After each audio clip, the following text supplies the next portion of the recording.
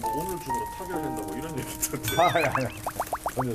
전혀 내일 그래서 그거 어디서 이렇게. 아니 뭐 국회 내일 본회 8시였다. 전혀. 하나도 진전된 게 없다. 하나도 진전된 게 없다. 법인세는 의견이 많이 좁혀진 게 맞는 거예요? 법인세는 좀 좁혀졌다는 얘기가 있긴 한데 양쪽이 다 받아들일 수 있는 방법을 찾아서 오늘 중으로 합의 처리가 됐으면 좋겠다는 말씀을 하셨습니다. 그러면 결국은 저쪽에서 의장 중재안을 못 받는다면 우리도 의장 중재안 이제는 물 건너간 것으로 인정할 수밖에 없습니다. 법인세 1%도 안 되는 것입니다. 지금 봐서는 대부분 어려운 것 같아요. 지금. 왜 그러냐면 당대당이 아니고 지금 대통령실이 끼어있기 때문에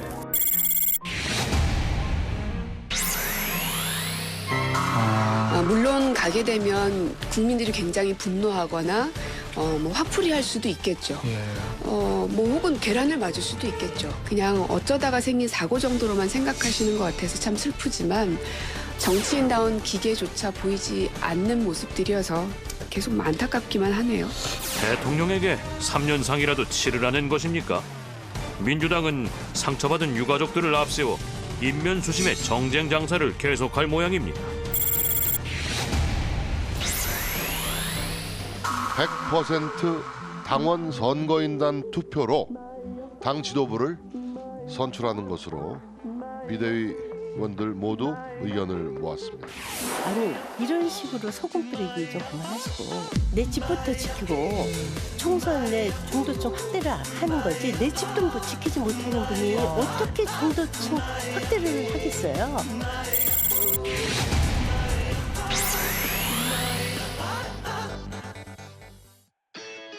국가대표 정치뉴스쇼 5시 정치배 시작하겠습니다. 김진표 국회의장이 지정한 예산안 시한, 오늘이 벌써 4번째인데 그 시한이 오늘이지만 아직도 여야의 합의는 이루어지지 않고 있습니다. 지금 시간이 5시 2분 33초인데요. 오늘도 넘어갈 것 같죠? 네, 그렇습니다. 여야는 그동안 협상을 통해 법인세 최고 세율 인하폭 등에서 진전을 보인 걸로 알려졌는데요. 하지만 막판 경찰국과 법무부 인사정보관리 예산을 두고 이견을 보이고 있습니다. 여당은 경찰국 등 예산을 예비비로 쓰도록 한 의장 중재안을 절대 받아들일 수 없다는 입장인데요. 반면 야당인 민주당은 윤석열 대통령이 예산안 처리에 지나치게 개입하고 있다며 더는 양보할 수 없다는 입장입니다. 주호영 원내대표는 대선 불복이라고 주장하고 있고 또 박홍근 원내대표는 윤심에 맡겼다 이런 또 주장을 하고 있습니다. 경찰국 위법성 논란이 지금 다시 쟁점이 됐는데 오늘 이상민 장관이 직접 입장을 내놨다고요? 네, 맞습니다. 이상민 장관은 야당이 경찰국 예산이 법령 위반이라 삭제하겠다고 하는 건 소관부처 장관으로서 또 법률가로서 전혀 이해할 수 없는 주장이라고 말했습니다. 그러면서 경찰국 설치는 헌법과 법률에 전혀 어긋남이 없다고 강조했습니다. 네. 다만 이상민 장관이 아까 보니까요. 네. 본인의 해임 건의안에 대한 질문에는 명확히 답을 하지는 않는 그런 모습이었습니다. 백 관장, 결국 이태원 참사 국정조사는 국민의힘 없이 야당만으로 오늘 활동 시작한 거죠? 네, 맞습니다. 오늘 야 3당 소속 의원들만으로 국조특위가 본격적으로 가동됐습니다. 국민의힘 의원들은 선 예산안 후 국정조사 합의 원칙에 맞지 않는다면서 전원 불참했는데요. 국조특위는 현장 조사와 기관 보고, 청문회 일정 등을 확정했습니다. 올해 이태원 참사 현장을 시작으로 현장 조사가 시작되는데요. 증인으로는 이상민 장관과 윤희근 경찰청장, 오세훈 서울시장 등 89명이 채택됐습니다.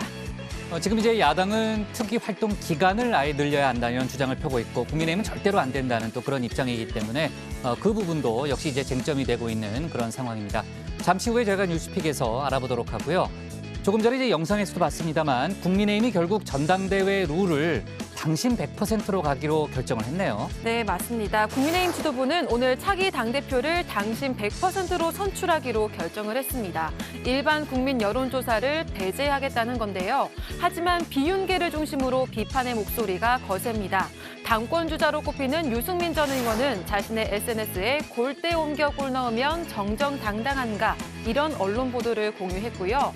안철수 의원도 골목대장이나 친목회장을 뽑는 게 아니지 않냐며 룰 개정에 대한 반대 입장을 재확인했습니다. 네, 일단 룰을 개정하면 그다음에 또 친윤계 후보를 뽑는 과정이 또 진행이 되겠네요. 저희가 정치 인사이드에서 자세히 알아보도록 하고요. 전 들어가서 나머지 얘기 이어가겠습니다. 네.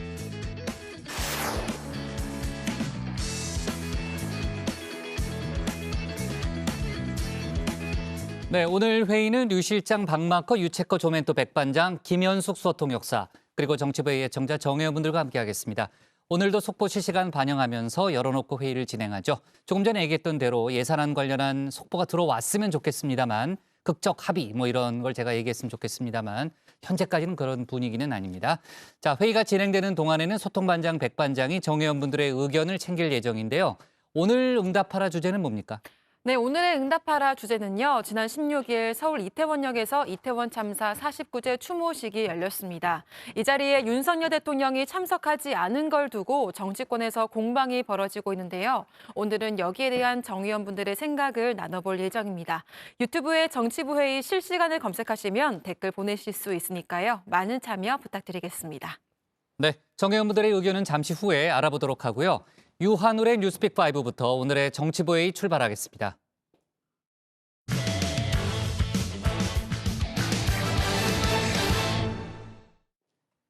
예산안 협상이 지지부진하면서 미뤄지던 이태원 참사 국정조사가 오늘 드디어 개문 발차했습니다. 문을 열고 출발한 거죠.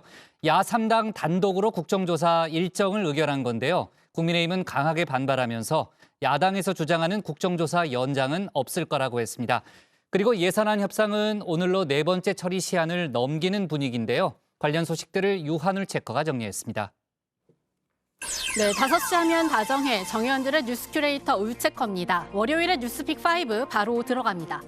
네, 오늘 준비한 소식은요. 개문 발차 4번째 시한 지켜보고 있다. 기습 시위. 고트로 잡아봤습니다. 내일은 아니 다음 주부터는 했던 이태원 참사 국정조사가 오늘 드디어 문을 열었습니다. 국회 국정조사특별위원회가 첫 회의를 연 건데요. 하지만 민주당과 정의당, 기본소득당만 참석했습니다. 우상호 위원장 이 부분 의식한 듯 개문발차라는 표현도 직접 사용했습니다. 예산안 처리가 지연되는 사이 10월 29일 벌어진 참사로부터 벌써 50일이 흘렀고 우리 특별위원회에 남은 시간은 고작 20일뿐입니다. 국정조사 특위위원장으로서 저는 더 이상 본조사를 지체할 수 없다고 판단하였습니다. 국민의 단호한 명령이자 유족들의 간절한 염원인 이태원 참사 국정조사를 더 이상 미룰 수 없었습니다. 네, 야3당 소속 의원들은 국정조사 일정부터 의결했습니다. 현장조사 2번, 기관보고 2번, 그리고 청문회는 3번, 즉 사흘 진행하는 계획입니다. 현장조사부터 당장 모레 시작하는데요. 이날은 이태원 참사 현장과 이태원 파출소, 서울경찰청, 서울시청을 갑니다.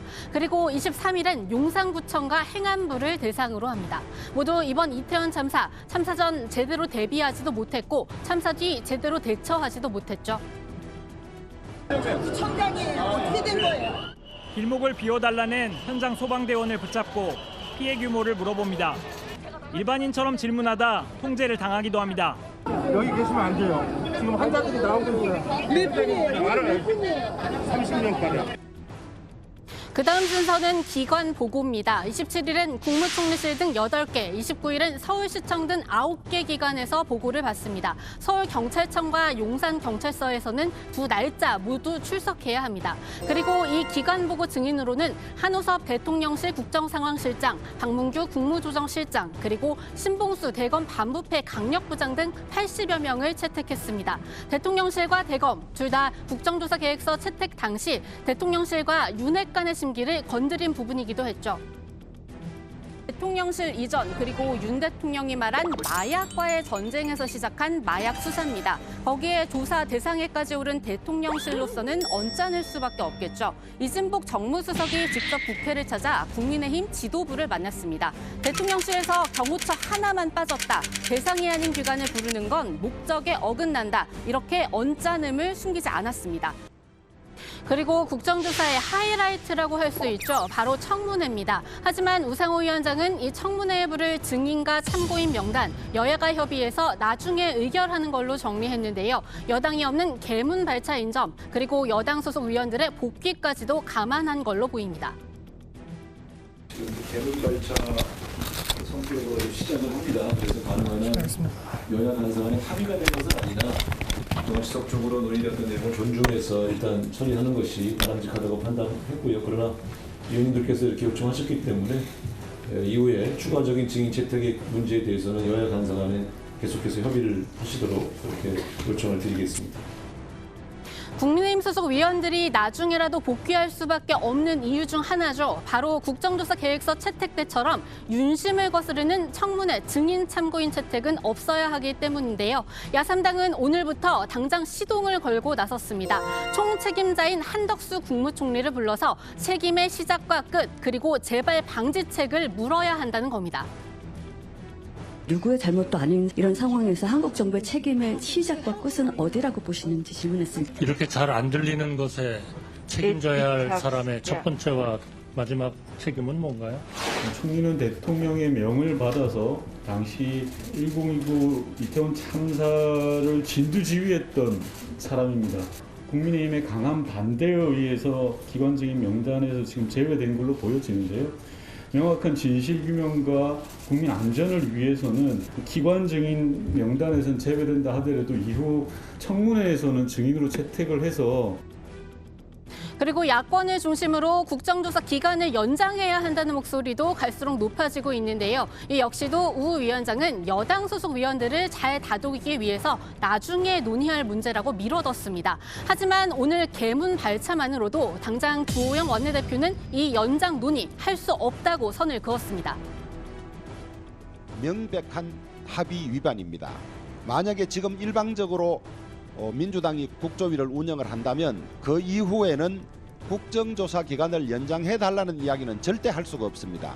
이 기간 안에 마치기 위해서 지금 시작한다면 우리가 약속했던 1월 7일 끝나는 걸로 한 것도 그 이후에 절대 연장할 수 없다는 점을 다시 한번 밝혀둡니다. 애가 타는 건 이태원 참사 유가족들입니다. 그런데 그런 마음에 기름을 끼얹는 일이 계속 이어지고 있죠. 국민의힘 김상훈 비대위원은 오늘 유가족들에게 힘을 보태고 있는 시민대책위원회에게 참사 영업이라고 했습니다. 앞서 논란이 된 김민하 창원시 의원, 권성동 의원의 발언도 비슷한 맥락이었습니다. 지난 세월호 사태에서 우리는 똑똑히 목격했습니다. 국가적 참사가 발생했을 때 이를 숙주로 삼아 기생하는 참사 영업상이 활개치는 비극을 똑똑히 보았습니다. 이들은 참사가 생업입니다. 진상이 무엇인지는 관심이 없습니다. 이태원 시민대책회의 또한 참여단체 면면을 보니 의구심을 떨칠 수가 없습니다. 통진당 후신 정당인 진보당과 극좌 친북단체는 물론 민노총, 전장연, 정의연 등 국민민폐단체도 끼어 있습니다. 여기에 지난 금요일 열린 이태원 참사 희생자들의 49제 기념 행사, 대통령실에서 15분 거리에서 열린 여기 대신 윤 대통령이 속한 곳은 중소기업 소상공인 상품 판촉 행사장이었습니다. 이 국가 애도 기간까지 정했던 이태원 참사입니다. 그 추모식인 날에도 다른 행사장에서 웃음을 보인 대통령의 모습에 유가족들은 이제는 사과도 필요 없다면서 울분을 터뜨립니다. 국정조사에 기대가 없다는 말도 슬프게 들립니다.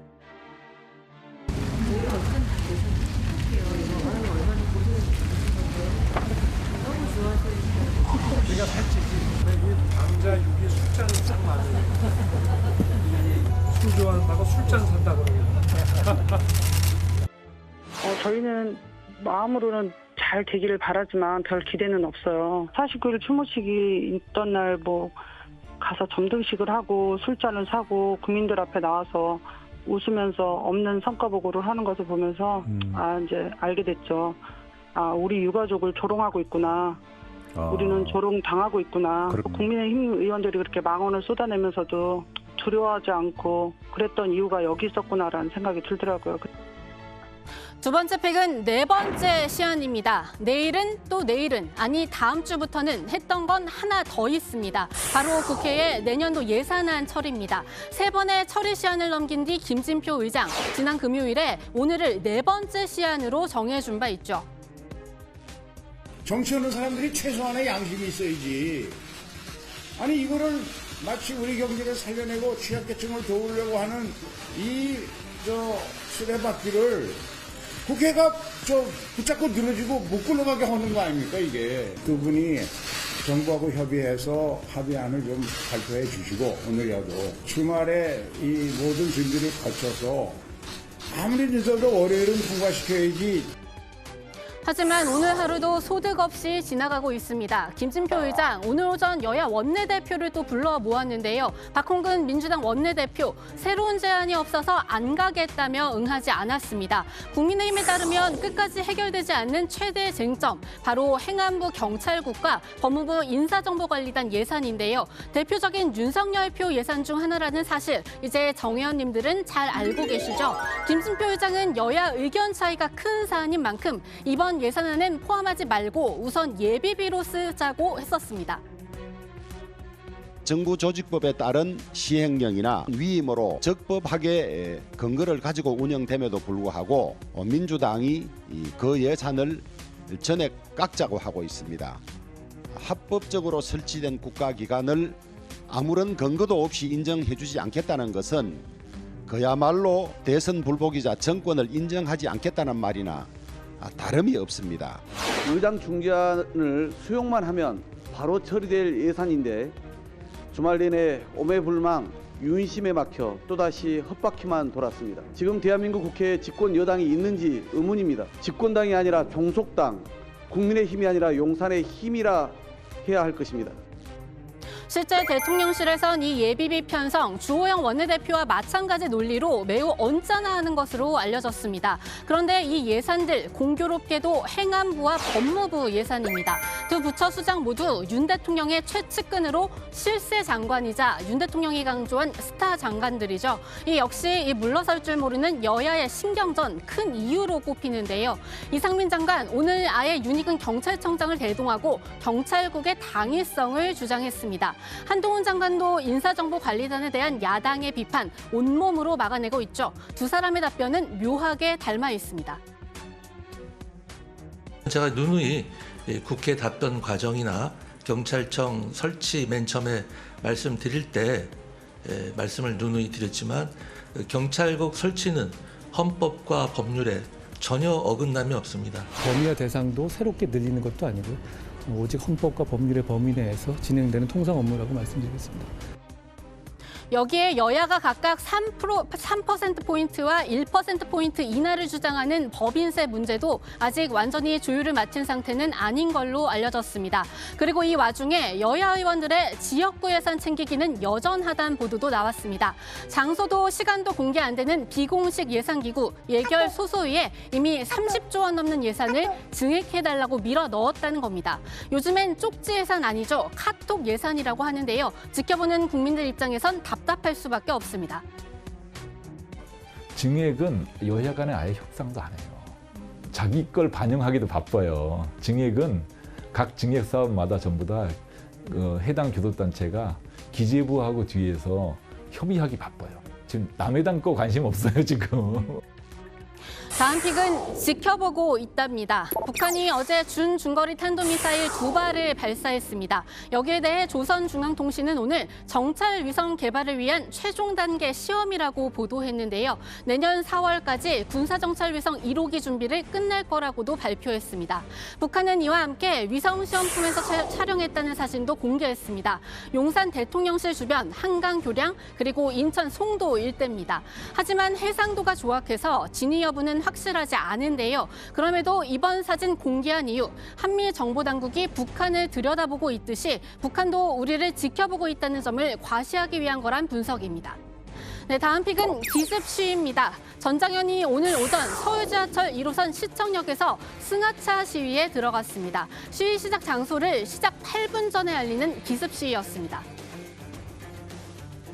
이미 법적으로는 끝났어야 될 일정이 정치인들의 무책임함 때문에 특히 국민의힘 그리고 윤석열 정부의 사직약자들에 대한 민생에 대한 너무나 무책임한 태도들 때문에 이루어지고 있는 사태를 보면서 마음이 아픕니다. 네, 이번 기습 시 서울시의 무정차 대응 방침 때문인데요. 전장현 측은 보도자료를 내고 장애인 차별과 폭력을 압축하는 오세훈 시장의 무정차 조치를 규탄한다고 밝혔습니다. 그러면서 선전전 장소를 미리 공지하지 않는 것에 대해 시민들의 양해도 부탁했습니다. 네, 오늘의 마지막 픽은 고츠입니다. 오늘 주변에 눈이 퀭한 사람이 많이 보입니다. 바로 우리 시간으로 오늘 새벽 0시부터 있었던 아르헨티나 대 프랑스 월드컵 결승전 때문이죠. 연장전에 승부차기까지 간 접전이었는데요. 메시와 음바페, 또 음바페와 메시의 이른바 은메대전에서 결국 우승 사람은 메시였습니다. 고트, 이제 그 누구도 부인할 수 없는 전무후무한 선수의 반열에 오르게 됐는데요. 메시는 챔피언으로서 더 뛰고 싶다면서 앞서 밝힌 은퇴 의사 번복했고요. 스칼로니 감독도 여기에 화답했습니다. 네, 오늘의 뉴스픽은 여기까지입니다. 들어가서 원픽 뽑겠습니다. 뉴스픽 5였습니다. 네, 어제 저는 전반전만 보고 잤는데 사실 이제 아르헨티나가 압승할 걸로 생각하고 마음 편히 잤거든요. 근데 후반전에 그렇게 극적인 장면들이 펼쳐질지를 몰랐습니다. 오늘 이제 하이라이트로 봤어요. 네, 정말 잘하더라고요. 네. 자, 이태원 참사 국정조사 어렵게 한 발을 뗐습니다. 경찰의 이태원 참사 수사도 지금 이제 빨라지고 있고, 물론 뭐 큰 성과가 없다라는 그런 비판은 있습니다만 어쨌든 수사는 계속해서 진행이 되고 있는데, 일단 특수본이 행정안전부에 대한 1차 수사는 마무리했다는 거죠. 네, 그렇습니다. 특수본의 김동욱 대변인이 오늘 브리핑에서 밝힌 내용입니다. 행안부에 대한 기초적 사실관계 확인을 위한 1차 조사는 마무리가 됐다면서 필요한 경우에 추가 조사에 나설 것이라고 했습니다. 행안부는 소방과 경찰은 물론이고 이 지자체 등의 재난안전관리를 총괄하는 부서이기 때문이요. 하지만 이 수사가 이상민 장관 같은 윗선으로 향할지 여부는 장담할 수 없는 상황입니다. 여기에 대한 질문도 나왔는데 김 대변인은 1차 조사 내용 분석을 한 후에 판단할 것이라고 말을 했습니다. 특수본은 이것과 함께 이 서울시의 책임론에 대해서도 공무원들을 대상으로 참고인 조사 계속 진행을 하고 있습니다. 네, 아까 이제 유체커도 얘기했습니다만 오늘 이제 국정조사 특위에서 오세훈 시장도 또 증인으로 채택을 했죠. 자, 국정조사가 어렵게 오늘 이제 첫 발을 뗐습니다만 이제 수사는 사실 그동안 진행이 돼 왔죠. 참사가 발생한 지 50일이 됐고 또 수사는 그동안 진행이 돼 왔는데 특수본 수사가 별다른 성과를 내지 못하고 있다. 이런 평가가 많이 나오고 있죠. 네, 그렇습니다. 특수본은 현재 경찰과 소방, 행정공무원들 중심으로 20여 명을 입건해 수사 중입니다. 하지만 참사의 직접 원인과 관련한 피해자 가운데선 단 한 명의 신병도 확보하지 못했습니다. 대표적인 인사가 이임재 전 용산서장과 송병주 전 용산서 112 상황실장인데요. 이들에 대해 구속영장을 신청했지만 지난 5일 기각된 겁니다.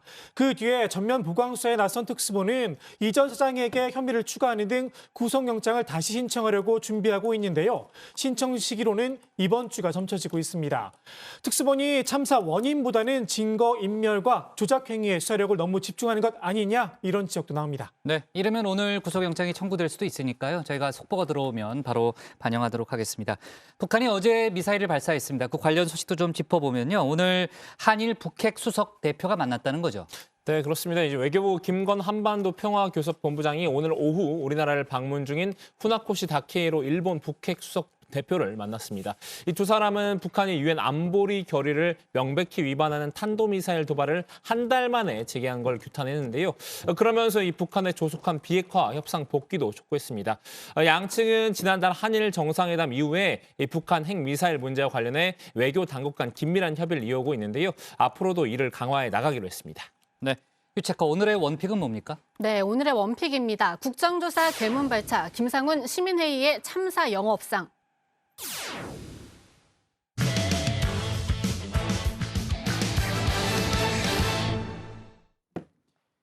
문재인 정부의 부동산 정책과 소득주도 성장 관련된 통계가 조작됐다는 의혹을 감사원이 감사했죠.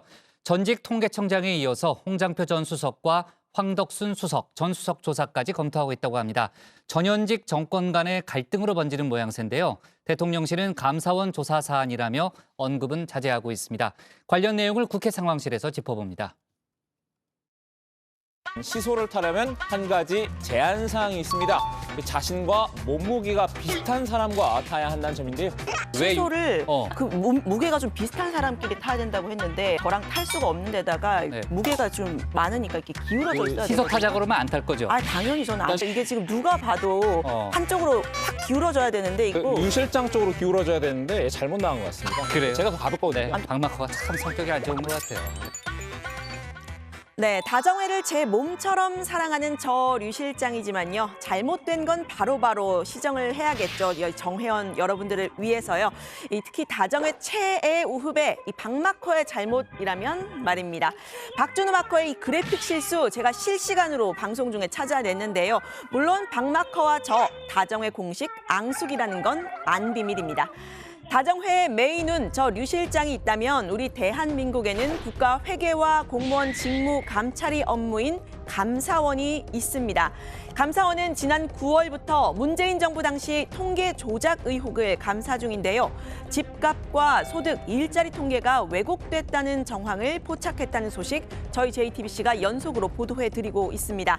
집값은 실체보다 낮춰서 잡고 소득 분배와 고용률은 개선된 것으로 수치를 조작했다는 주장인데 당시 야당인 국민의힘이 폈었죠. 그게 실제로 드러났다는 겁니다. 감사 결과를 보니까 통계 조작이 우리가 예상했던 바를 훨씬 뛰어넘는 범죄 행위가 개입된 것이 점차 드러나고 있습니다. 단순히 통계청장 개인의 곡학 아세나 출세욕으로만 치부될 수 있는 것이 아닌 훨씬 그 범위를 넘는 범정부 전체적인 묵인이나 조작이 있지 않았는가 하는 그런 의심을 가지고 있습니다. 네, 먼저 이 집값, 즉 부동산 통계에 대한 감사원의 조사는요. 국토부를 향하고 있습니다. 문재인 정부 당시 집값은 자고 일어나면 오른다 이런 말이 있을 정도였죠. 2년 전 김현미 당시 국토부 장관은 통계를 근거로 해서 집값에 큰 문제가 없다고 했는데 시민들의 체감과는 좀 달랐기 때문에 그때도 논란이 있었습니다. 감정원 통계로 11% 정도 올랐다고 알고 있습니다. 몇 퍼센트요? 11%라고 알고 있습니다. 네, 같은 기간에 시민단체인 경실련 그리고 민간조사기관인 KB국민은행은요. 53% 서울 집값이 올랐다 이렇게 이야기를 했었는데요. 감사원은 국토부 직원들이 산하기관인 한국부동산원 직원들에게 통계 조작을 지시한 증거를 확보한 것으로 알려집니다. 원희룡 국토부 장관은 이 통계 조작 국정농단이라면서 감사원의 감사에 적극적으로 협조하겠다고 했습니다. 만약 문재인 정부가 정권 유지를 위해 부동산 관련 통계를 인위적으로 조작했다면 그것은 바로 국정농단입니다. 국토교통부는 감사원 감사에 적극 협조하여 철저히 진상을 규명할 것입니다. 네, 소득과 일자리 통계에 대해서는요. 황수경 그리고 강신욱 전 통계청장이 이미 감사원 조사를 받았습니다. 황 전 청장은 문재인 정부 첫 통계청장이었지만 이른바 소득 주도 성장 이후 소득 분배 지표가 오히려 더 나빠졌다라는 통계 결과를 발표했죠. 이후 사퇴를 하면서 경질됐다 이런 평가가 나왔는데요. 황 전 청장은 청와대의 압박이 있었다고 감사원 조사에서 밝힌 것으로 알려집니다. 황 전 청장은 한 언론과의 인터뷰에서 통계 신뢰도 문제 때문에 경질이 된 것이냐라는 질문에 제가 그렇게 청와대의 말을 잘 들었던 편은 아니었다고 말했습니다. 자, 청와대는 즉각 반박했습니다. 문재인 정부는 통계청의 독립성에 개입하거나 간섭할 생각이 전혀 없고 독립성을 훼손할 만한 지시를 내린 적도 결코 없다고 강조했습니다. 네, 감사원은 이 청장 교체 과정에 주목을 좀 하고 있는데요. 후임 강신욱 전 청장은 소득주도 성장의 설계자인 홍장표 당시 청와대 경제수석의 대학 후배고요. 가까운 사이라고 합니다. 취임 이후에는 장관님들의 정책에 좋은 통계를 만드는 것으로 보답하겠다 이런 이야기를 한 적이 있다고 하는데 실제로 취임 이후에 소득 분배 수치가 달라진 점을 감사원이 살펴보고 있습니다. 황수경 청장 때 200만 원 이하 저소득층 비율이 32.9%였어요. 예.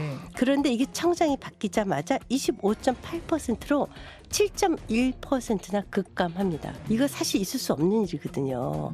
어떻게 이렇게 통계 조작이 돼서 양극화 지표가 마치 개선된 것처럼 이렇게 얘기를 했고요. 네, 통계 산출 방식이 달라졌다라는 게 당시 통계청의 설명이었는데요. 감사원의 감사, 김현미 전 장관과 홍장표 전 수석뿐 아니라 황덕순 전 일자리 수석까지 겨누고 있는 상황입니다. 문재인 정부 청와대 출신 인사들 일제히 감사원이 야당 탄압과 정치 보복을 하고 있다라고 나섰습니다. 문재인 정부 외교 안보 라인을 겨냥했던 서해 피격 공무원 사건에 이어서 부동산 정책과 소득 주도 성장 등 정책적인 사안들을 감사원이 조사 대상으로 삼고 있다고 했습니다. 표적 감사로 윤석열 정권의 앞잡이를 자처하고 있는 감사원이 이번에는 문재인 정부가 주택가격 관련 통계를 왜곡한 것처럼 언론 플레이를 하는 치졸한 행태를 보이고 있습니다. 윤석열 정부는 감사원을 통한 여론 조작, 정보 조작 행위를 멈추십시오. 네, 통계 조작 의혹 감사는요, 전 현직 정권 간의 갈등으로 번지고 있는 모양새죠. 어제 고위 당정회의에서는 당은 통계 조작 의혹을 심각한 국기문란이라고 판단하고 있다. 그러면서 정부의 강력한 대응을 주문했다라고 이 사후 브리핑에서 밝혔습니다. 신구 정권의 충돌로 해석이 되더라도 엄정하게 밝혀야 한다고도 했습니다.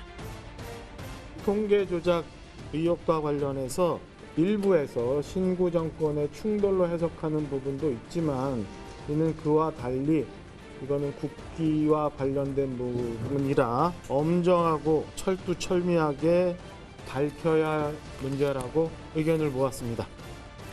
네, 대통령실은요, 통계 조작 의혹 감사원의 조사가 진행 중인 만큼 대통령실이 입장을 밝힐 때는 아니다 이렇게 선을 그었는데요. 하지만 윤석열 정부가 최근 문재인 케어 폐기를 비롯해서 문재인 정부 지우기에 나서고 있다는 건 주지의 사실입니다. 대신에 윤 대통령은 최근 이 전직 대통령 이명박 씨의 사면 카드를 만지작거리고 있죠. 사면은 대통령의 고유 권한이지만 이 법 질서를 초월하는 사면권 행사를 판단하는 국민들의 기준은 통합이 될 듯합니다. 민주당에서는 이 MB 사면 문제 가장 불공정하고 가장 몰상식한 결정이 될 것이라고 했습니다. 윤석열 정부가 주문처럼 내고 있는 공정과 상식, 대체 그 기준이 뭡니까? MB를 사면하겠다고 하는데 그것이 왜 공정한 것이고 그것이 왜 상식입니까? 불공정한 권력 행사, 이거는 정치가 아니라 일방적 폭력적 지배라는 사실을 깨우치기 바랍니다. 네, 여기서 잠깐 이 윤석열 대통령에 대한 최근의 평가 좀 살펴보고 가겠습니다. 오늘자 여론조사 결과인데요. 리얼미터 조사 결과 긍정평가는 41.1%, 그리고 부정평가는 56.8%로 나타났습니다. 긍정평가가 지난주보다 2.7%포인트 높아진 수치고요. 40%를 넘은 건 지난 6월 5주차 이후에 약 6개월 만입니다. 최저점을 찍었던 8월 1주차보다는 10%포인트 이상 오른 모습 보이시죠?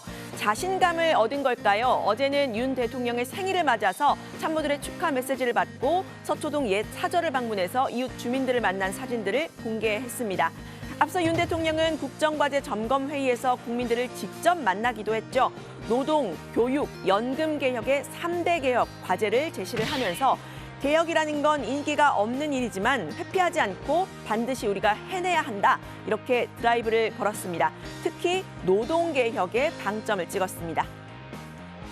노사관계라는 게 매일 자고 일어나면 쟁의하고 이렇게 하면 이거는 양쪽 다 손실이 큽니다. 그런데 이 노사관계를 안정적으로 가져가기 위해서는 노사관계에 있어서의 노사 문화가 아주 이 법치주의가 확립이 돼야 됩니다. 네, 윤 대통령의 이런 지지율 회복세, 최근 화물연대 파업에 대한 원칙적인 대응이 보수층 결집의 한 원인이 됐다, 이런 평가가 나왔는데요. 노동부 차원에서는 이참에 이 주 52시간제를 탄력적으로 운용해서 최대 주 69시간까지 일할 수 있도록 하는 개혁안까지 꺼내든 상태입니다. 당과 정부, 대통령실 모두가 한 목소리로 노동개혁을 외쳤습니다. 문재인 정부는 무모한 최저임금 인상, 주 52시간제 등 친노조 정책을 강성 귀정노조의 덩치와 목소리만 키웠습니다. 이번 화물연대의 불법 파업에서 보듯이 강성 귀정노조는 불법 행위와 때법을 당연시하고 있습니다. 그간 우리 노동시장은 불합리한 노사 관행과 경직적인 근로시간 제도 등으로 인해 4차 산업혁명이라는 급격한 산업 환경에 대응하지 못하고 생산성도 떨어진다는 비판을 받아왔습니다. 정부는 노동시장의 근본적인 개혁을 국회와 협의하고 당과 협의하여 적극 추진해 나가겠습니다. 지금 노동제도를 바꾸지 않으면 경쟁에서 질 수밖에 없고 또 미래 세대를 위해 인기가 없어도 반드시 해야 될 일이다. 네, 반면 민주당에서는 이 윤석열 정부의 노동개혁, 과거로 후퇴하는 거라고 주장했습니다.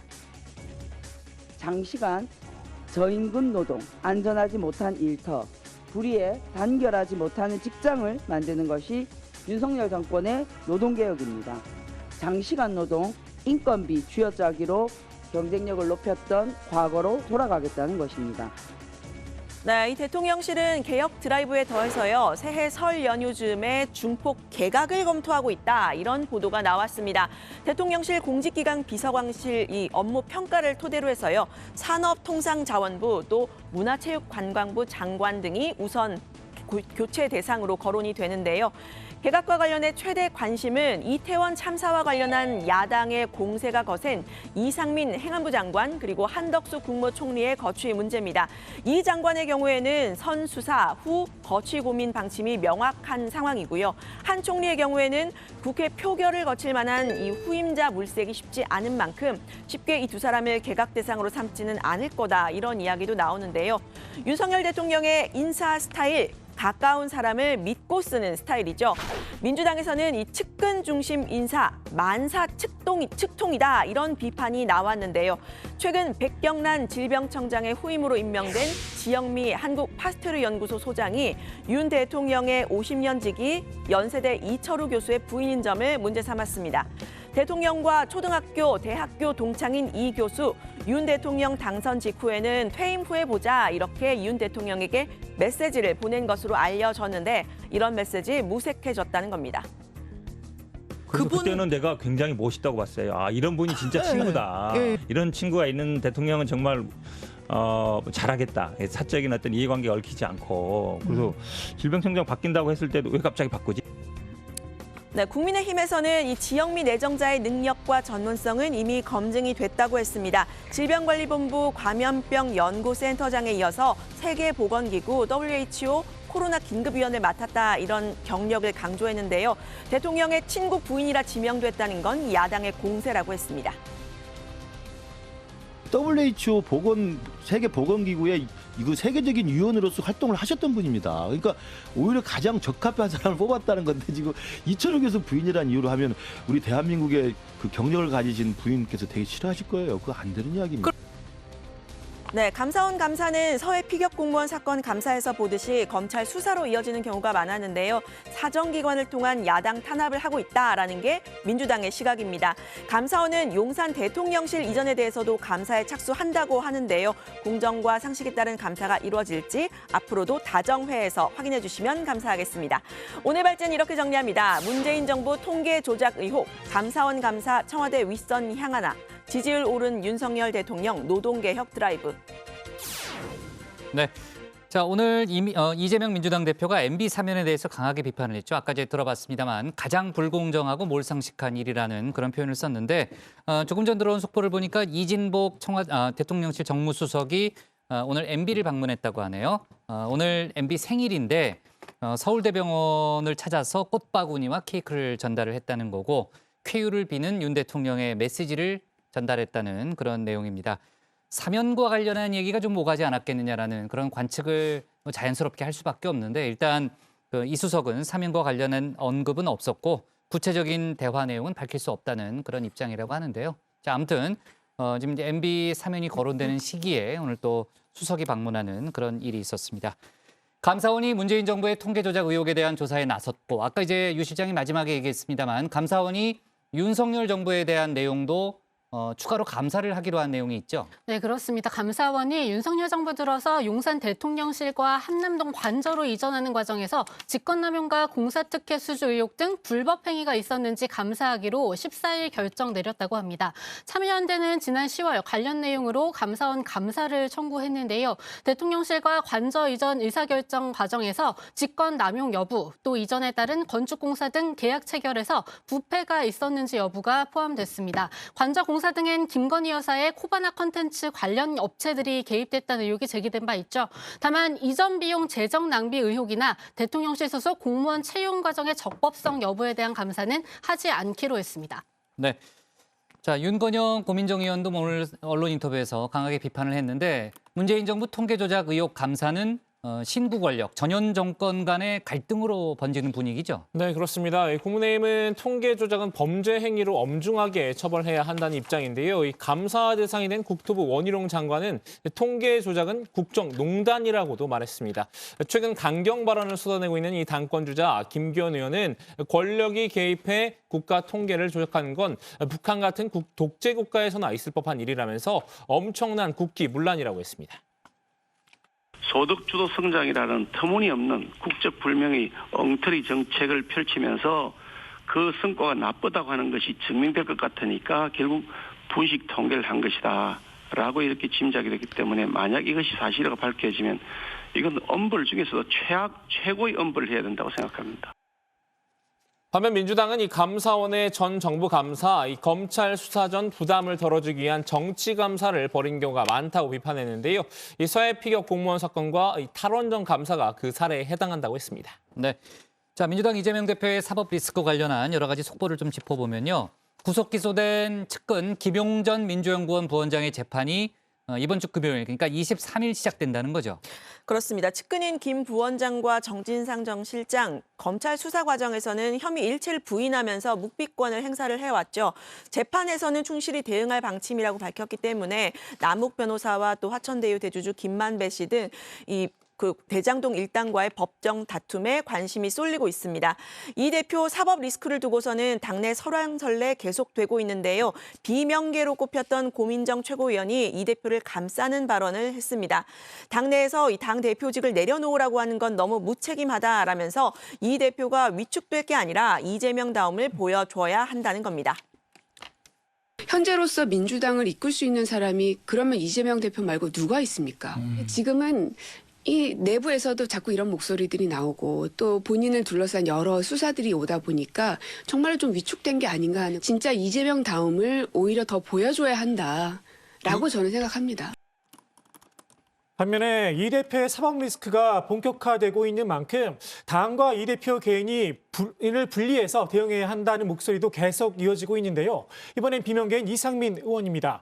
지금처럼 야당 탄압 프레임으로 대응하다 보면 총선 때까지 이어질 수밖에 없는데 당의 입장에선 최악이다라고 지적을 했는데요. 이 대표가 직접 결단해야 할 문제라는 겁니다. 기획수사다, 야당 탄압이다. 저희 당 그렇게 나갈 수밖에 없을 때고. 예. 그러면 이것이 이제 총선까지 이어지지 않겠습니까?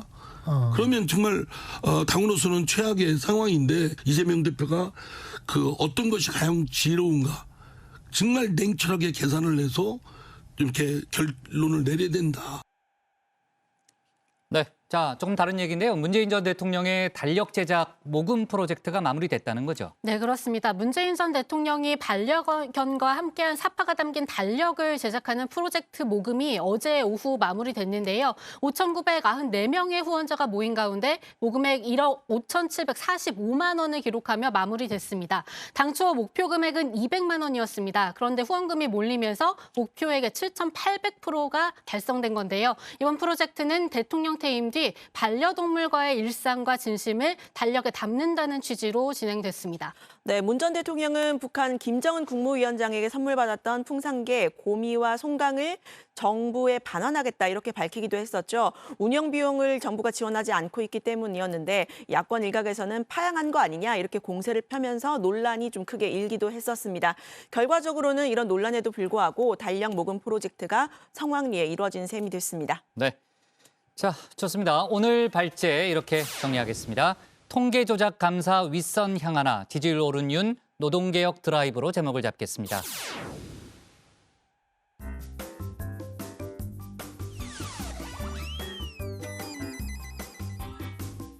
안녕하세요. 정치부회의 소통 시간 다정한 백반장입니다. 정의원 여러분, 주말 잘 보내셨나요?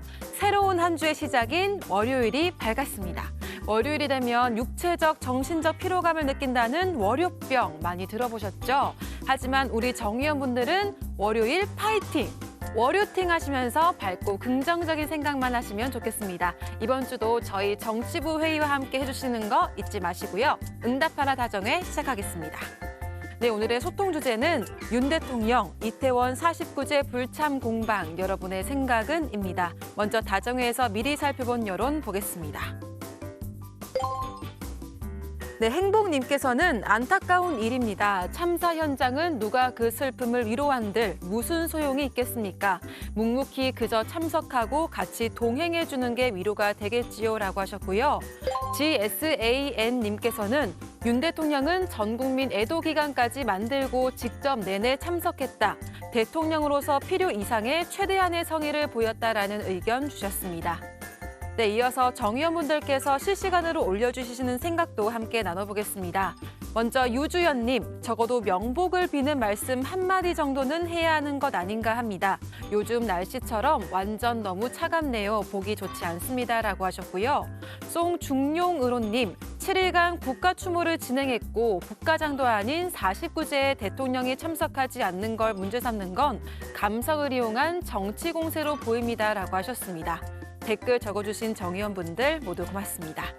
네, 댓글 계속해서 많이 보내주시면서 저희 다정회와 함께 해주세요. 지금까지 응답하라 다정이었습니다. 네, 이후에 들어오는 의견은 저희가 내일 추가로 알아보도록 하고요. 다음은 조익신 멘토의 정치 인사이드로 가겠습니다.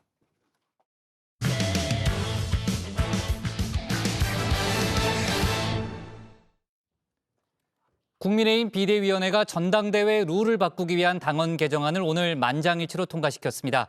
차기 당대표를 국민 여론조사 없이 당원 투표 100%로 선출하기로 한 거죠. 여기에 결선 투표제까지 새로 도입하기로 했습니다. 과반 이상의 당심을 얻지 못하면 당대표가 될 수 없도록 못을 박은 겁니다. 정치권에선 유승민 전 의원만은 절대 당대표가 돼서는 안 된다는 뜻이 담긴 거 아니냐, 이런 해석을 내놨는데요. 관련 내용을 정치인사이드에서 짚어봅니다.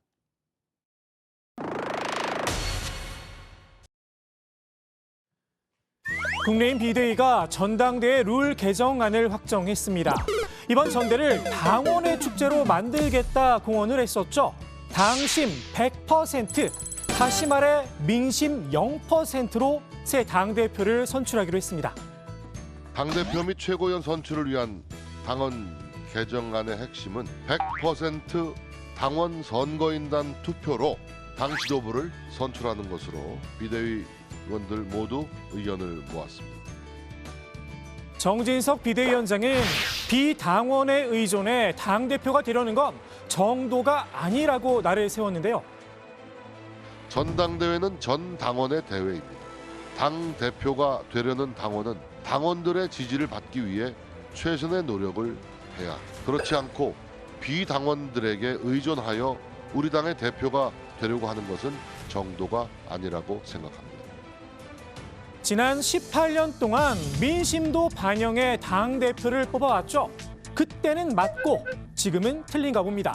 옳고 그름의 기준, 용산의 뜻이 아닐까 싶기도 한데요. 당내에서조차 이런 우려의 목소리가 따라붙었죠. 대통령과 코드가 맞고 대통령과 신뢰관계에 있는 당대표가 된다고 생각을 합니다.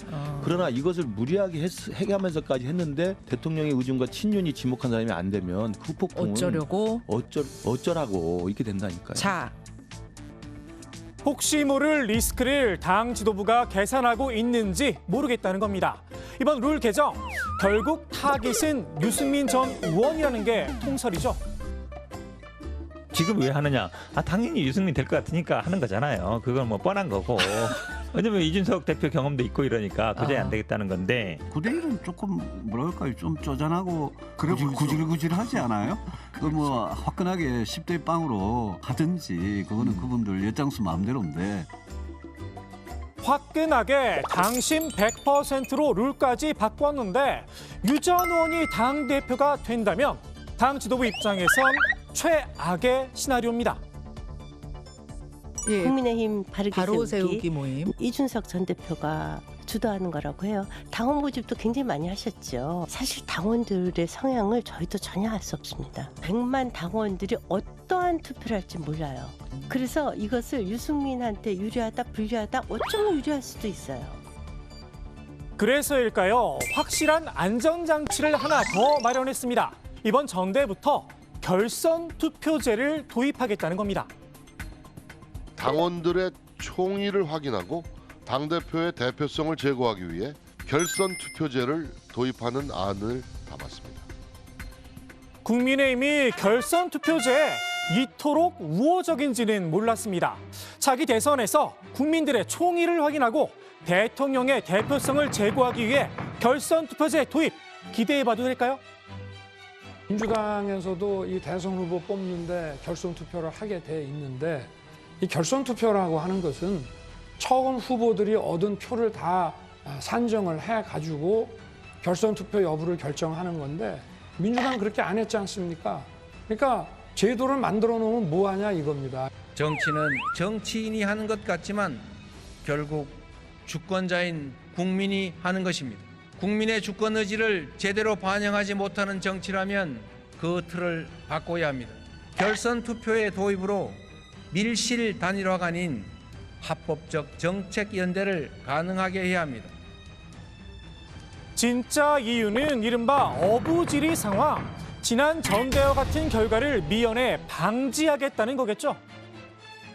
지난번 이준석 대표가 될 때는 결승에서 5자가 붙었습니다. 그때 나경원, 조영 나경원 두 분이 좀 나눠먹는 형국이었거든요. 국민의힘 책임 당원 비율, 지역별로 보면 수도권과 영남이 비슷해졌다고 하죠. 연령대별로 봐도 40대 이하가 33%에 이른다며 세대별 편차가 크게 줄었다 강조하고 있는데요. 50대 이상 연령층이 책임당원의 절대 다수를 차지하던 과거와는 완전히 달라진 것입니다. 전체 인구 대비 같은 연령층의 비율이 약 41%인 점을 비교하더라도 큰 차이가 나지 않습니다. 역으로 말하면 당원의 67%가 50대 이상이고 이 가운데 상당수는 영남이라는 겁니다. 유 전 의원이 과반 이상을 득표하긴 어려운 구조라는 평가인데요. 윤 대통령에게 소금을 뿌리는 당대표는 한 명으로 충분하다. 당 지도부의 의지가 읽히는 듯 싶습니다. 지난 대선 때 좀 상기해 보시겠어요? 이준석 그 당시 대표가 왜 윤석열 후보를 돕지 않느냐라는 불만이 폭주했습니다. 그래서 아니 이런 식으로 소금 뿌리기 좀 그만하시고. 그래서일까요? 룰 개정 내용을 지켜본 비윤계 김응 의원은 이런 해시태그를 단 글을 올렸습니다. 유승민만은 절대 안 돼를 길게도 얘기하네라고 말입니다. 당신 100% 룰 개정, 이른바 관저 정치에 초대받지 못한 다른 비윤계 후보들도 반대의 뜻을 밝혔죠. 뭐 속된 표현으로 이 당대표 뽑는 게 뭐 골목대장이나 친목회장 선거가 아니지 않습니까? 네. 저는 당내 누가 나와도 저는 이길 자신이 있습니다. 그래서 좀 정정당당하게 국민 앞에서 정정당당한 모습을 보이는 것이 우리 총선에 도움이 된다. 그런 생각을 하고 있습니다. 특정 세력들이 당원 가입을 많이 한다 이런 우려들도 좀 있거든요. 그러니까 제가 보도 본 걸로는 정광훈 목사를 비롯한 이제 그쪽 분들도 많이 온다는 얘기도 보도예요. 그냥. 글쎄 9대1 반대시군요. 뭐 반대라기보다는 좀 신중해야 되고 조금 더 부정적인 쪽이라고 말씀드릴 수는 있겠네요. 그래서. 이른바 윤심이 크게 작용하지 않을까 우려 때문이기도 한데요. 다만 아직까진 비윤계 3인방이 당심에서도 크게 밀리는 상황은 아닙니다. 국민의힘 지지층만 따로 떼놓고 봐도 나란히 빅3를 형성한 모습인데요. 친인 후보를 자처하는 김기현 의원이 7%의 지지율로 그 뒤를 쫓고 있습니다. 김 의원 입장에선 일단 2등 안에는 들어야 결선 투표에서 승부를 볼 수 있겠죠. 김 의원, 아직 출마 여부를 저울질하고 있는 나경원 저출산 고령사회위 부위원장을 공격하고 나섰는데요. 이른바 김나 연대설을 흘렸습니다. 본인은 무조건 출마한다고 못을 박이면서 나 부위원장은 좀 빠져달라는 뉘앙스를 풍긴 겁니다. 저는 일단 무조건 출마할 겁니다. 나 대표가 지금 맡아 있는 직책 자체가 굉장히 중요한 일이죠. 국가적으로 미래를 위해서 꼭 필요한 중요한 어젠다들인데 이제 대통령께서 또 그 자리가 꼭 나경원 대표에게 적임자이기도 하고 또 잘할 수 있을 것이라고 믿고서 맡길 것이니까 그런 점들 다 고려해서 아마 최선의 선택하시지 않을까 생각합니다. 김 의원은 윤심은 내게 있다. 이른바 김장연대에도 공을 들이고 있는데요. 아직 김치 숙성이 덜 된 게 아니냐는 비판에 김장 담그는 사람의 솜씨에 달렸다 응수하기도 했습니다. 김씨를 담그려면 숙성이 돼야죠. 않습니까? 시간이 지나야죠. 그럼 숙성이 돼야 되는 시간이 너무 촉박해서 이건 말이 안 되는 거고요. 숙성이 안 되고. 풋김치도 맛있고 푹 사갔을 때도 맛있고요. 그러니까 맛있는 김치를 맛있게 김장을 잘 담궈서 먹도록 하는 것. 그게 김장 담그는 사람의 솜씨 아니겠습니까? 다만 어렵게 담근 김장을 독재 가져가려는 분도 있죠. 윤핵관 중에서도 핵심 권성동 의원인데요. 아직까지 당내 지지율은 낮지만 당심 100% 룰에 결선 투표제 도입이란 변수가 생겼죠. 컨 의원도 승부수를 띄워볼 수 있는 상황입니다. 당심은 곧 윤심이다. 김 의원과 싸움에서 승리해 윤심만 차지한다면 말입니다. 대통령실의 관측은 둘 중에 될 만한 사람 밀지 않겠느냐 이런 얘기를 좀 많이 하더라고요. 그러니까 물론 대통령이 직접 거기에 대해서 말씀하신 건 없는 것 같고 결국은 이겨야 되는 거니까 뭐 어찌 됐든 간에 그러니까 될 만한 사람을 최종적으로 좀 두 분의 발언이 점점 에스컬레이터 될 가능성이 높아요. 충성 경쟁이 훨씬 높아질 수가 있어요. 두고 보세요. 거의 강신업 변호사처럼 대통령을 광화문에다가 동상 세우자 그 정도 발언까지 이분들 할 수도 있어요. 민심은 뒷전으로 밀린 치열한 윤심 경쟁. 과연 국민들의 관심을 받을 수 있을까요? 당원 만회 축제로 끝나는 건 아닌지 모르겠습니다. 오늘의 정치 인사이드 조선일보 사설 제목으로 마무리합니다. 골대 옮겨 골 넣으면 정정당당한가? 네.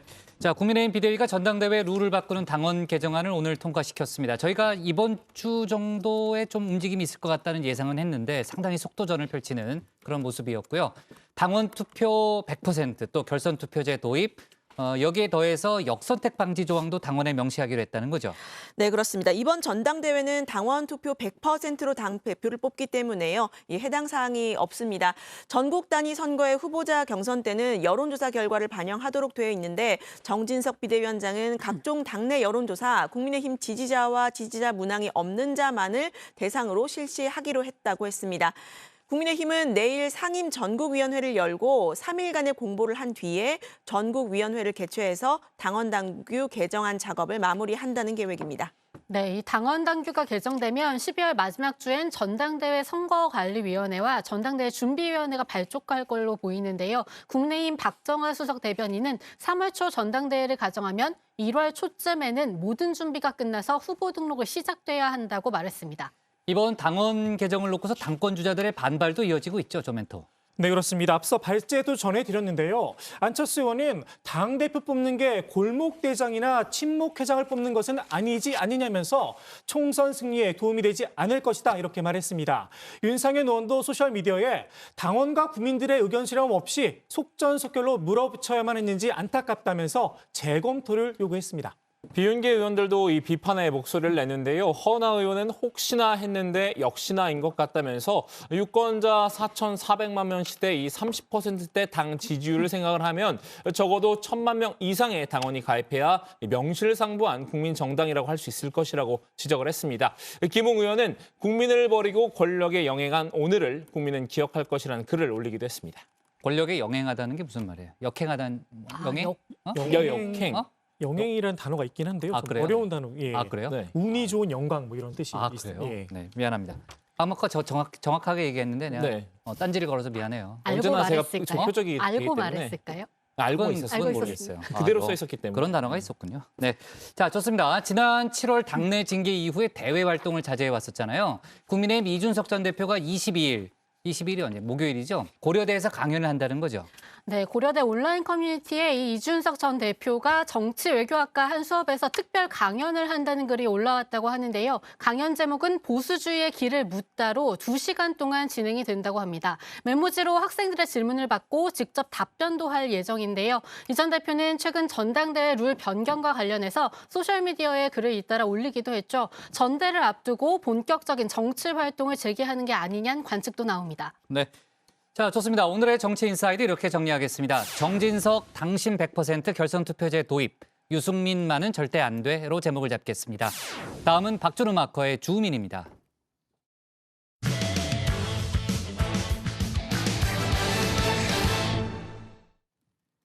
민주당 지도부가 오늘 박지원 전 국정원장의 복당을 최종 승인했습니다. 정청래 최고위원이 박 전 원장이 복당하면 분열의 씨앗이 될 거라고 강하게 반대해왔죠. 하지만 이재명 대표가 수용을 주장하자 한 발 물러섰다고 하는데요. 박 전 원장도 복당하면 총선 승리에 기여하겠다는 입장을 밝혔습니다. 주민에서 관련 소식 정리했습니다.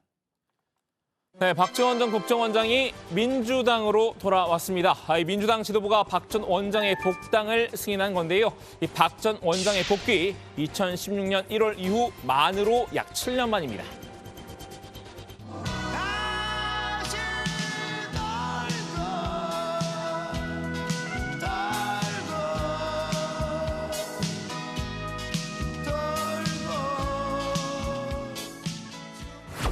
박지원 전 원장에 대한 복당은 허용이 됐다.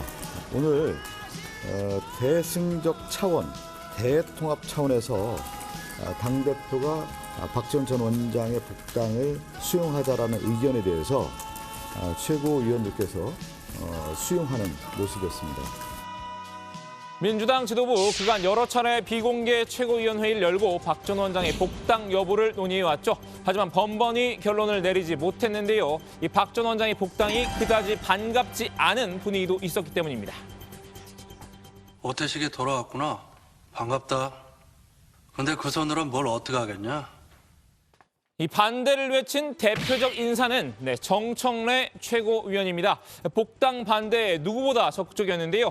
가왕 나훈아 씨까지 동원할 정도였습니다.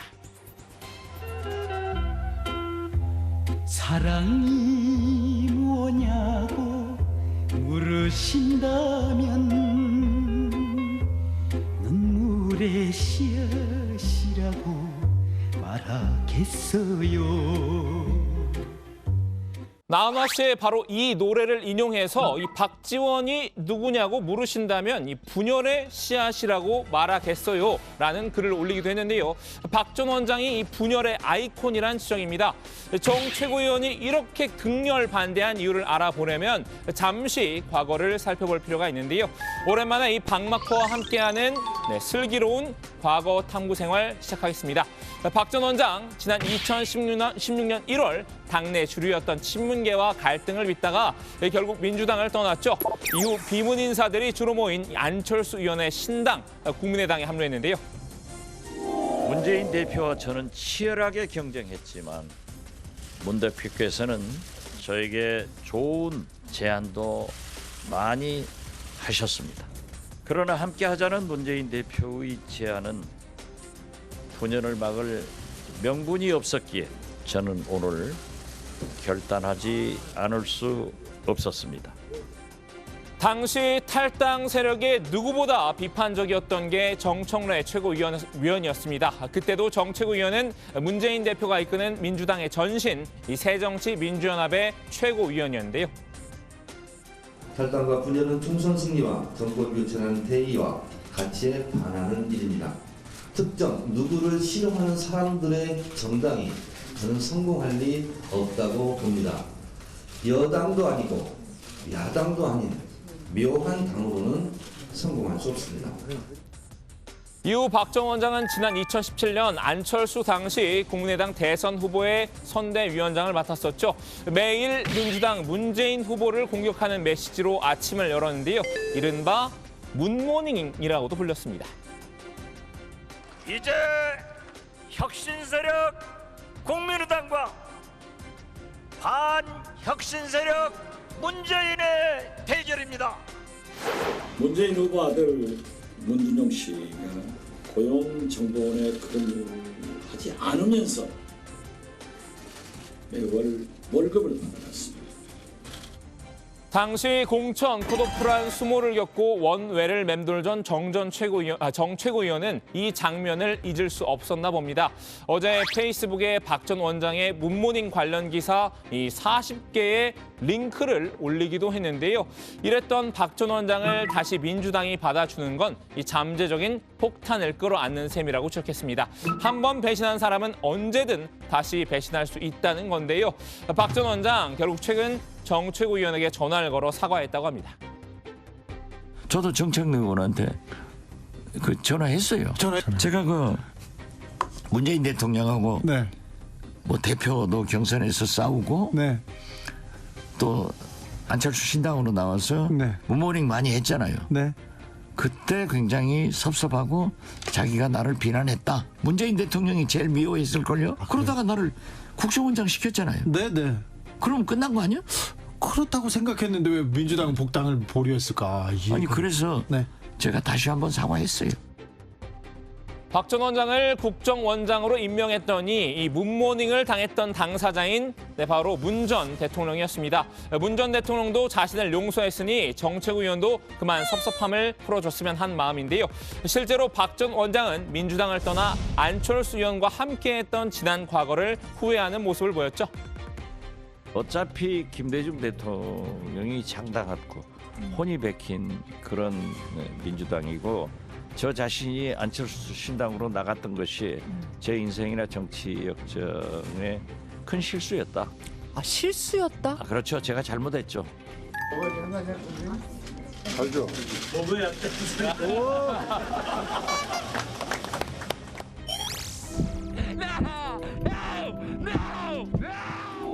그렇기 때문에 저는 윤석열 대통령하고 달라요. 잘못하면 그냥 반성해서 사과합니다. 그래서 민주당원들이나 국민들에게 죄송하다. 이제 복당하겠다. 그런 태도입니다. 하지만 정책위 의원은 이 역시 언론 플레이로 여기고 있는데요. 박 전 원장이 자신에게 전화는 했지만 사과를 한 기억은 없다고 맞섰습니다. 오히려 왜 복당에 반대하느냐 하면서 호통을 쳤다고 진실게임을 벌였는데요. 이 정책위 의원 이재명 방탄의 선봉에 서 있죠. 최근 박 전 원장이 이재명 대표를 감싼 것 역시 미심쩍다는 눈초리입니다. 저는 지금 현재는 민주당이 백척간도에 서 있고 당대표로 압도적 지지를 받고 특히 차기 대통령 후보로 1등 지지를 받는 이재명 대표에 대해서 좀 뭉쳐서 싸워줘야지 지금 다른 소리가 나오면 안 된다. 저는 그런 입장을 견지하고 있습니다. 정책위 의원은 진명감별사를 자처하고 나섰는데요. 이 박 전 원장은 복당을 위해 친명 코스프레를 하고 있을 뿐이라고 봤습니다. 이 박 전 원장에게 진심은 없고 흑심만 있다고 판단한 것 같은데요. 박지원 복당을 반대하는 이유로 원칙을 지키자, 이재명 당대표를 지키자고 역설했습니다.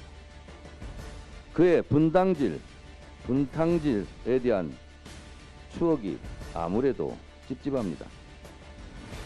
박지원 비난 대열에는 또 다른 인사도 합류했습니다. 이 정책위원회 지역구인 서울 마포를 잠시 맡았던 이 마포을 남매죠. 정책위원이 컷오프된 뒤 지난 20대 국회에서 지역구를 물려받았던 손혜원 전 의원입니다. 정책위원이 박 전 원장의 복당을 막아서는데 동조했는데요. 손 전 의원은 왜 하필 총선을 앞두고 지금 이렇게도 간절하게 복당을 원하느냐, 그 이유는 무엇이냐면서 박 전 원장을 몰아세웠습니다. 사실 손 전 의원과 박 전 원장은 개인적인 악연이 있는데요. 손 전 의원 지난 2019년 목포 근대역사문화공간 투기 의혹을 받았습니다. 당시 목포 지역구 의원이었던 박 전 원장은 처음에는 손 전 의원을 두둔을 하다가 의혹이 짙어지자 입장을 바꿨는데요. 검찰에 본인 스스로가 수사 의뢰를 해서 그 의혹을 밝히는 것이 바람직하다. 이렇게 한 곳에 20곳 이상의 비정상적인 투자를 했다고 하면은 목포 시민도 우리 국민들도 의혹을 갖지 않을 수 없지 않느냐. 손 전 의원은 결코 투기 목적이 아니었다고 억울함을 호소했었죠. 이 당에게 부담을 주지 않겠다며 탈당 기자회견을 열었는데요. 이 자리에서 박 전 원장에게 강한 반감을 드러냈던 바 있습니다. 더 이상 국민들이 보고 싶어하지 않는 배신의 아이콘인 그런 노회한 정치인을 물리치는 방법이 있다면 그분의 유세차를 함께 타겠습니다. 제가 나갈 일은 없습니다. 그러나 박지원 의원을 상대할 그럴 정치인들이 눈에 띈다면 제가 그분을 돕겠습니다. 박 전 원장의 낙선을 돕겠다는 공약 실제로 이행을 했는데요. 21대 총선 당일 박 전 원장을 저격하는 글을 SNS에 올리기도 했습니다. 하지만 이러니 저러니 해도 당내에선 박 전 원장의 복당 승인 쪽으로 여론이 기울었던 듯합니다. 당내외적으로 이 위기를 맞은 상황에서 무게감이 있는 정치인이 한 명이라도 더 필요했겠죠. 또 지난 1월 이재명 대선 후보의 대사면령으로 돌아온 이들과의 그 형평성도 고려한 것으로 보입니다. 분당 사태 때 탈당했던 천정배, 정동영 전 의원 등 700여 명이 올해 초 민주당 일괄 복당했는데요. 오늘 저희를 따뜻하게 환영해 주시는 우리 송영길 대표님을 비롯한 민주당원 여러분께 진심으로 감사의 말씀을 드립니다. 저희는 이재명 후보께서 그런 일을 잘 해내실 훌륭한 지도자라고 믿습니다. 박 전 원장은 당시 문재인 정부의 국정원장이었죠. 이 정치적 중립을 이유로 복당을 신청을 하지 않았다가 원장 측에서 물러난 뒤에야 신청했는데요. 복당 결사 반대를 외치던 정청래 최고위원도 결국 오늘은 한 발 물러났습니다. 저는 반대했지만 진짜 엄마의 심정으로 당의 결정을 존중할 것입니다. 제 개인의 입장보다 당의 결정을 더 무겁게 받아들입니다. 그의 복당이 민주당의 앞날에 재앙이 되지 않기를 바랄 뿐입니다. 박 전 원장도 민주당의 감사를 피하며 내후년 총선 승리에 이바지하겠다는 각오를 밝혔는데요. 이 정 최고위원의 우려에도 답을 내놨습니다. 분열의 씨앗이 되는 일은 결코 없을 것이라고 다짐했습니다. 정청래 의원의 염려를 저는 저보고 잘하라고 하는 것으로 받아들입니다. 복당이 되면 단합하고 승리하는 데 벽돌 하나라도 놓는 역할을 하겠습니다. 자, 주민이 선정한 오늘의 인물 박지원 전 국정원장이었는데요. 돌아온 박 전 원장이 앞으로 민주당에서 어떤 역할을 하게 될까요? 우선은 이재명 방탄이 코스프레가 아니라 진심이었음을 입증하는데 이 정치 10단의 공력을 모두 끌어쓸 기세인데요. 오늘 주민 한마디는 게임 속 캐릭터의 말로 정리하겠습니다. 짜잔, 내가 돌아왔다. 네. 자, 복당 문제로 이제 박지원 전 원장과 함께 정치권에서 거론된, 특히 이제 민주당 내에서 거론됐던 인물이 이제 양양자 의원인데, 양 의원이 상당히 불쾌감을 표하고 있는 상황이죠. 네, 그렇습니다. 양 의원은 지난해 7월에 지역구 사무실 직원의 성폭력 사건과 관련해서 당 윤리위원회가 징계 출당을 의결하자 최종 결론이 나기 전에 자진 탈당을 했었는데요. 양 의원은 지난주에 자신의 복당 문제가 민주당 최고위원회에서 다뤄졌다는 말에 작년에 당사자 조사 한 번 없이 제명 의결을 했는데 또 이번에도 비슷한 일이 벌어졌다고 불편해했습니다. 직접 들어보시죠. 작년에 그 당사자 조사 한 번 없이 제명 의결을 한 상황하고 저는 비슷하게 보고 있습니다. 이 복당 신청 철회를 했으면 만약에 당원 자격 심사를 한다고 하면 이게 의사를 물어왔어야 된다라고 보여지고 있고요. 또 그 두 번째 김의겸 대변인께서 그 복당 신청이나 철회를 문서로 한다고 돼 있었는데 제가 그래서 급히 그 당원 단계를 찾아봤습니다. 네, 복당 신청은 있지만 철회하는 문서는 제가 찾아볼 수가 없었고요. 네, 양 의원은 최고위의 복당 불허로 올라갔다는 건 또 무슨 이야기인지 이런 절차적 하자에 대해서 다시 한번 이재명 대표에게 질의했다고 전했는데요. 자신에게 사건에 대한 자초지종도 물어보지 않고 몰아낸 당이 복당 신청을 철회했음에도 복당 여부를 다뤘다는 건 자신을 무시한 거라고 반발한 셈입니다. 네, 양양자 의원이 그동안 검수완박에 반대하고 또 최근에는 이재명 리스크 또 대표직 사퇴까지 주장해 왔잖아요. 친명계에서는 오늘 비판의 목소리가 나왔죠. 조 멘토. 네, 그렇습니다. 친명계의 주축 가운데 한 명의 김남국 의원은 양양자 의원을 향해서 가구 향리패라는 말이 지금 상황에 딱 어울리는 말이다라고 했는데요. 가구 향리패는 집에서 기르는 개가 집 안쪽을 향해 짖는다라는 뜻입니다. 흔히 은혜를 원수로 갚는다는 말과 비슷한 의미로 쓰이는데요. 김 의원은 페이스북을 통해서 특별한 것이 없는데도 계속 답변을 요구하셔서 말씀을 드린다면서 지난 15일 중앙당 당원 자격 심사위에서 주요 논의한 안건은 박지원 전 국정원장의 복당이었다. 양양자 의원은 참조 정도였다. 논의 대상 자체가 아니었고 아예 토론도 없었다고 강조를 했습니다. 네, 뭐 지나친 자의식 과잉이다 뭐 이런 표현도 썼는데요. 자, 아무튼 박지원 전 원장의 복당 오늘 뭐 이루어졌다는 그런 속보와 함께 다뤄봤습니다. 오늘 정치부에는 여기까지 하겠습니다. 저희는 내일도 오후 5시 정각에 다시 찾아뵙겠습니다. 그래요. 박마크하고 시소. 네.